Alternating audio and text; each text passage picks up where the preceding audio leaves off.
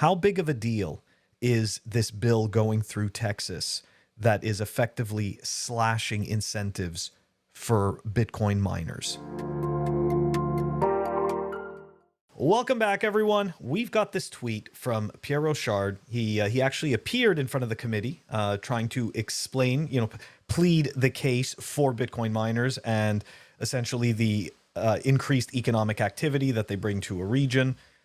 Unfortunately, it seems that the bill has passed the committee and will be moving on to the next step. Anyways, let's kick off the tweet from Pierre here. Sadly, the anti-Bitcoin bill in Texas, SB 1751, has passed committee.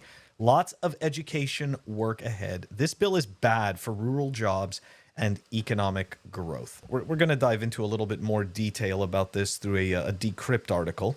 New Texas Senate bill seeks to slash Bitcoin mining incentives. Just keep in mind, this is in the state of Texas, right? So Texas-based Bitcoin mining companies may soon be without the financial incentives that have let the industry gain a strong competitive advantage in the Lone Star State. A key provision of the bill is that it would restrict Bitcoin mining companies from participating in a state-run demand response program. This program rewards miners for giving power back to the grid when demand threatens to overwhelm the system unless the anticipated demand for electricity is less than 10% of the total load required by all loads in the program. The bill would also bar virtual currency mining from tax abatements, given that the large scale of growth in virtual currency mining is already projected to occur in the state. U.S. Blockchain Corporation's chief commercial officer, Matt Prusik, said that his firm understands that the goal of SB 1751 is to ensure the responsible growth of the Bitcoin mining industry in Texas. While we share this goal, we believe that the current proposal may have unintended consequences that could negatively impact both mining sector and the broader energy market.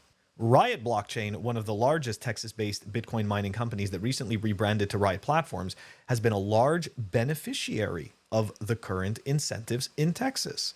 Last summer, it earned as much as $9.5 million in power credits after suspending operations during the heat wave. So for the people that don't understand that, essentially what happened was that their miners, they turned off their miners, and as a result, they were compensated for turning off their miners. So they made money from it, right? $9.5 million. According to recent Reuters reports citing the Texas Blockchain Council President Lee Bratcher, Texas-based Bitcoin miners currently consume about 2,100 megawatts of the state's power supplies, up 75% over the last year.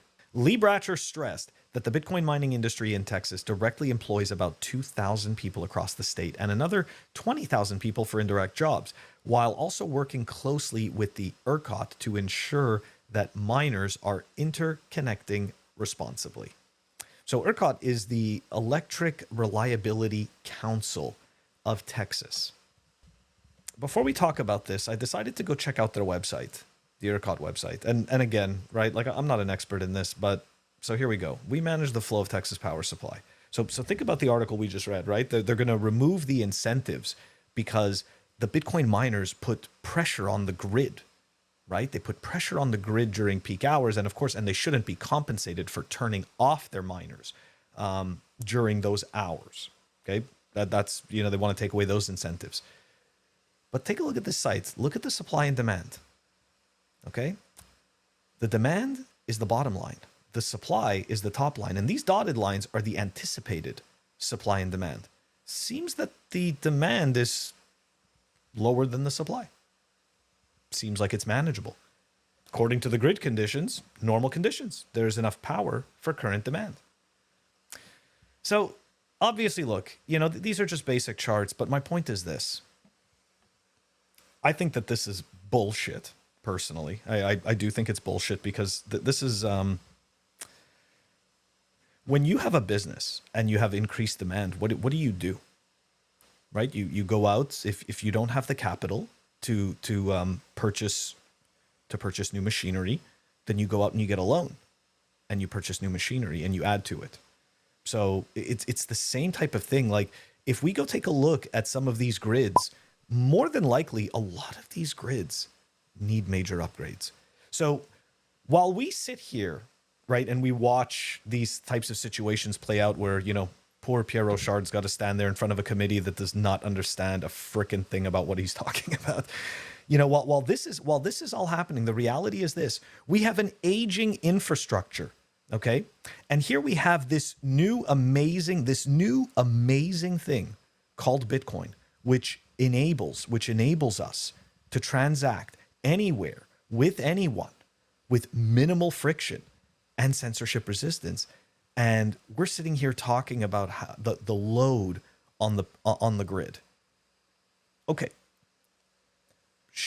If these miners are bringing business, which it seems they are, if these miners are bringing business, then that means the grid operators are taking in this money.